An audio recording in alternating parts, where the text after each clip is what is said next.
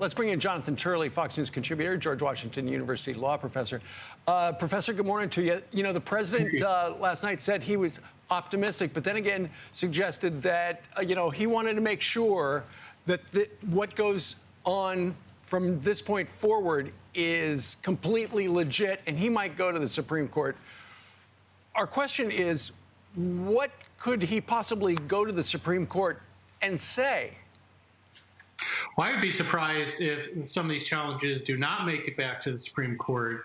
In past presidential elections, we've waited for the wave of litigation that came at the end of the election day, or more often the next day.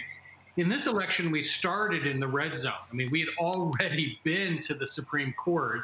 We've seen challenges in all of these swing states. Many of these cases were placeholders. Many of them were challenging practices in case this state turned to be one of those nail biters. Well, that's happening. Our worst case scenario is happening. We're looking at states that, quite frankly, are a mess. I mean, Pennsylvania is a mess. I mean, it has had a lot of previous litigation that tore apart these election rules.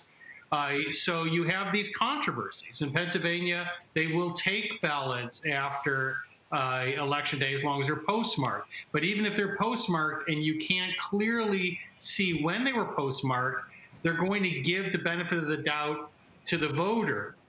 Even if their signatures don't match, once again, that will not bar ballots. All of those types of issues raise the integrity of the voting process, but they also raise the role of courts in changing state election laws. So all of that is ripe for challenge. So in the next few days, we will focus on counting the votes. But after that, we will focus on keeping the votes. That's where litigation gets quite intense.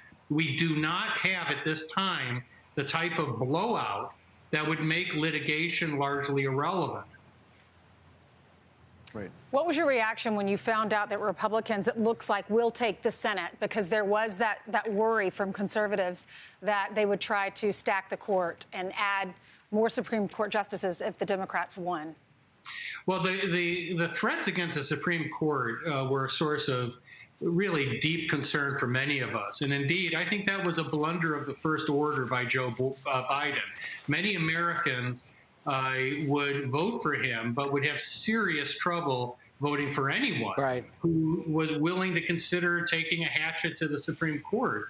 But, months ago, I wrote that if Donald Trump prevailed in this election, the people most responsible, I think, would be the media. That we've had this just unrelenting level of negative coverage from the media.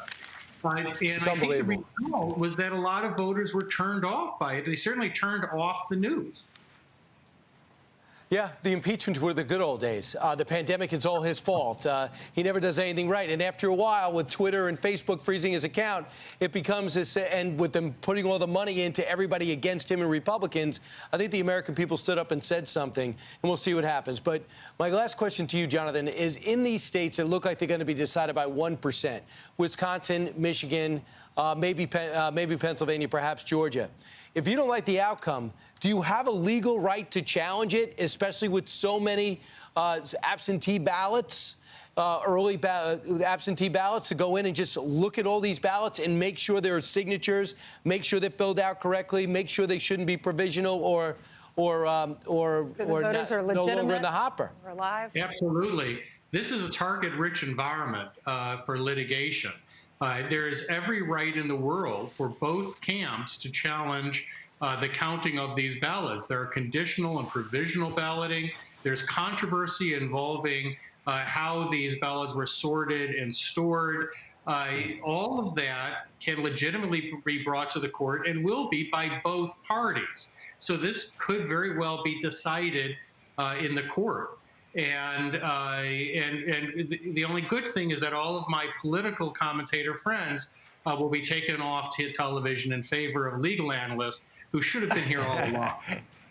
It's all about you, Jonathan. That's your reputation. All about you. There you go. All right. Jonathan Turley, thank you. FaceTime for the legal experts.